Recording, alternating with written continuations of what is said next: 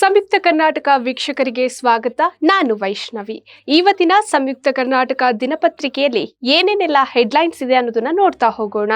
ಸಂಪುಟ ರಚಿಸಿ 2 ದಿನಕ್ಕೆ ಮೊದಲ ವಿಕೆಟ್ ಪತನ, ಸಚಿವ ಸ್ಥಾನಕ್ಕೆ ರಾಮಲಿಂಗಾರೆಡ್ಡಿ ರಾಜೀನಾಮೆ, ಅಸಮಾಧಾನದ ಪರ್ವ, ಡಿಕೆಶಿಗೆ ಟ್ರಬಲ್ ಶುರುವಾಗಿದೆ. ಹಿಂದೆ ಕೊಟ್ಟಿದ್ದ ಮಾತಿನಂತೆಯೇ ಬೆಂಗಳೂರು ಅಭಿವೃದ್ಧಿ ಖಾತೆ ಕೊಡಿ, ಜಲಸಂಪನ್ಮೂಲ ಖಾತೆ ಬೇಕಾಗಿಲ್ಲ, ರಾಜೀನಾಮೆ ಪತ್ರ ರವಾನಿಸಿ ಅಜ್ಞಾತ ಸ್ಥಳಕ್ಕೆ ರೆಡ್ಡಿ, ಖುದ್ದಾಗಿ ಮಾತನಾಡಿ ಬಗೆಹರಿಸುತ್ತೇನೆ ಎಂದ ಸಿಎಂ ಡಿಕೆ ಶಿವಕುಮಾರ್. ಸರ್ಕಾರಿ ನೌಕರರಿಗೆ ಇನ್ನು ಎಐಜಿಪಿಎಸ್ ಹಾಜರಿ ಕಡ್ಡಾಯವಾಗಿದೆ.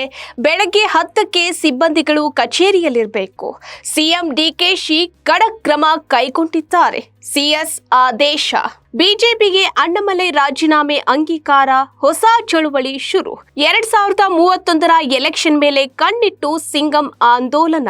ಮುಂಗಾರು ಕಲಾಪದಲ್ಲಿ ಮತ್ತೆ ಡಿಲಿಮಿಟೇಷನ್ ಬಿಲ್ ಮಂಡನೆ. 2029ರ ಎಲೆಕ್ಷನ್ಗೂ ಮುನ್ನ ಜಾರಿಗೆ ಕೇಂದ್ರ ಪ್ಲಾನ್ ನಡೆಸಿದೆ. ದಿಲ್ಲಿಯಲ್ಲಿ ಇಂದು ಕಾಕ್ರೋಚ್ ಪಾರ್ಟಿಯ ಮೊದಲ ಪ್ರತಿಭಟನೆ. ನೀಟ್ ಪರೀಕ್ಷೆ ವೈಫಲ್ಯಕ್ಕೆ ಪ್ರಧಾನ್ ರಾಜೀನಾಮೆಗೆ ಪಟ್ಟು. ಮಕ್ಕಳಲ್ಲಿ ಪರಿಸರ ಪ್ರೇಮ ಹೆಚ್ಚಲಿ, ಆಯುಕ್ತ. ವಿವಿಧ ಸಂಘ ಸಂಸ್ಥೆಗಳಿಂದ ಪರಿಸರ ದಿನಾಚರಣೆ ಆಚರಣೆ ಮಾಡಲಾಗಿದೆ. ಅಲ್ಲಲ್ಲಿ ಸಸಿಗಳ ವಿತರಣೆ, ವಿದ್ಯಾರ್ಥಿಗಳ ಘೋಷಣೆ. ನಿನ್ನೆ ಎಲ್ಲೆಲ್ಲಿ ಪರಿಸರ ದಿನಾಚರಣೆಯನ್ನ ಆಚರಿಸಿದ್ರು ಅನ್ನೋದನ್ನ ನೀವು ತಿಳ್ಕೋಬೇಕು ಅಂದ್ರೆ ಪುಟ 2 ಬೆಂಗಳೂರು. ಈ ಪುಟದಲ್ಲಿ ನೀವು ನಿನ್ನೆ ಎಲ್ಲೆಲ್ಲಿ ಬೆಂಗಳೂರಲ್ಲಿ ಪರಿಸರ ದಿನಾಚರಣೆಯನ್ನ ಆಚರಿಸಿದ್ರು ಅನ್ನೋದನ್ನ ನೀವು ತಿಳ್ಕೋಬಹುದು. ಈ ಪುಟವನ್ನ ಓದಿ. ಹಾಗೆ ಇನ್ನು ಕೆಲವು ವಿಚಾರಗಳನ್ನ ಕೂಡ ನೀವು ಓದಬಹುದು.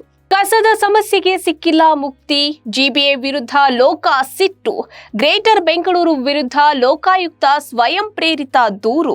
ಬೆಂಗಳೂರು ಅಭಿವೃದ್ಧಿ ಖಾತೆಗೆ ಯಾಕಿಷ್ಟು ಬೇಡಿಕೆ? ಪ್ರತಿ ವರ್ಷ ಈ ಖಾತೆಗೆ ಹಣದ ಹೊಳೆ, ಆಡಳಿತದ ಮೇಲೂ ನಿಯಂತ್ರಣ. ಮಳೆ ಕೊರತೆಯಿಂದ ಹೂ ಬಿಡದೆ ಫಸಲು 15% ರೈತನಿಗೆ ಸಿಕ್ಕಿಲ್ಲ. ನಷ್ಟದ ದಾರಿಯಲ್ಲಿ ಅನ್ನದಾತ, ಮಾರಾಟವಾಗದ ಮಾವು ರಸ್ತೆಗೆ ಎಸೆದ ರೈತ. ಡಿಕೆಶಿ ಕೆಚ್ಚೆದೆಯ ನಾಯಕ ಎಂದ ಮಾಜಿ ಶಾಸಕ ಲಿಂಗಪ್ಪ. ಪರಿಸರ ಸಮತೋಲನ ಕಾಪಾಡಿ ಎಂದ ಕೆಎಚ್ ಮುನಿಯಪ್ಪ ಅವರು. ವಿಶ್ವ ಪರಿಸರ ದಿನಾಚರಣೆ, ಮುಂದಿನ ಪೀಳಿಗೆಗೆ ಪರಿಸರ ರಕ್ಷಣೆ ಎಲ್ಲರ ಜವಾಬ್ದಾರಿ. ಸಾಲು ಮರದ ತಿಮ್ಮಕ್ಕನಿಗೆ ಮಕ್ಕಳಿಂದ ನುಡಿ ನಮನ.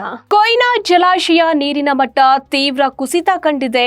ಮಹಾದಲ್ಲಿ ಮಳೆ ವಿಳಂಬವಾದ್ರೆ ಉತ್ತರ ಕರ್ನಾಟಕಕ್ಕೆ ಕುಡಿಯುವ ನೀರಿನ ಭೀತಿ ಎದುರಾಗಲಿದೆ.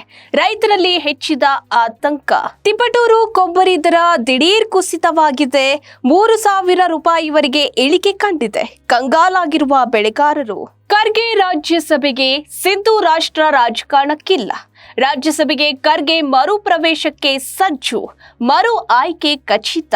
ರಾಷ್ಟ್ರ ರಾಜಕಾರಣಕ್ಕೆ ಒಲ್ಲೆ ಎಂದಿದ್ದ ಸಿದ್ದರಾಮಯ್ಯ.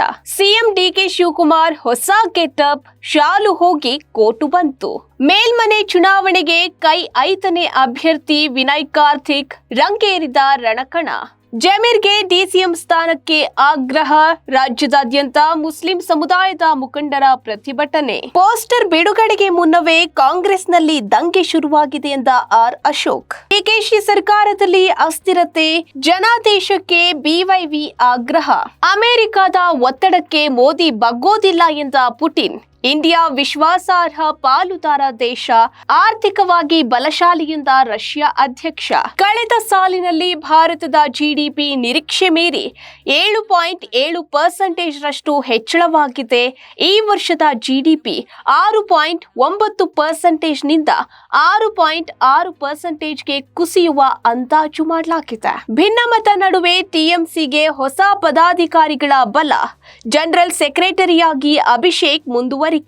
ಜೂನ್ 12ಕ್ಕೆ ವಿಶ್ವದ ಮೊದಲ $1,00,000 ಕೋಟಿ ಒಡೆಯ ಆಗಲಿದ್ದಾರೆ ಮಸ್ಕ್. ಇನ್ನು ದೇಶ ವಿದೇಶದಲ್ಲಿ ಏನೆಲ್ಲ ಬೆಳವಣಿಗೆ ಆಗಿದೆ ಅನ್ನೋದನ್ನ ನೀವು ತಿಳ್ಕೋಬೇಕು ಅಂದ್ರೆ ದೇಶ ವಿದೇಶ ಪುಟ 9. ಈ ಪುಟದಲ್ಲಿ ದೇಶ ವಿದೇಶದ ಬಗ್ಗೆ ನಿಮಗೆ ಸಂಪೂರ್ಣ ಮಾಹಿತಿ ಸಿಗಲಿದೆ. ನೀವು ಈ ಪುಟವನ್ನ ಓದಬಹುದು. ಇನ್ನು ಕ್ರೀಡೆ. ಏಕೈಕ ಟೆಸ್ಟ್ಗೆ ಇಂಡೋ ಅಫ್ಘಾನ್ ಸಿದ್ಧ. ಇಂದಿನಿಂದ 5 ದಿನಗಳ ಕಾದಾಟ. ಮತ್ತೆ ರೆಡ್ ಬಾಲ್ನತ್ತ ಗೆಲ್ಪಡೆ. ತಾಯಿಯ ಕಿಡ್ನಿ, ತಂದೆಯಿಂದ ತರಬೇತಿ. ಪ್ಯಾರಾ ಗೇಮ್ಸ್ನಲ್ಲಿ ಸ್ವರ್ಣ ಗೆದ್ದ ಕನ್ನಡಿಗ. ಶ್ರೇಯಸ್ ಅಯ್ಯರ್ಗೆ ಭಾರತ ಟಿ20 ತಂಡದ ನಾಯಕತ್ವ ಪಕ್ಕ. ಇದಾಗಿತ್ತು ಇವತ್ತಿನ ಸಂಯುಕ್ತ ಕರ್ನಾಟಕ ದಿನಪತ್ರಿಕೆಯ ಹೆಡ್ಲೈನ್ಸ್. ಇನ್ನಷ್ಟು ಸಮಗ್ರ ಸುದ್ದಿಗಳಿಗಾಗಿ ಓದಿ ಸಂಯುಕ್ತ ಕರ್ನಾಟಕ ದಿನಪತ್ರಿಕೆ.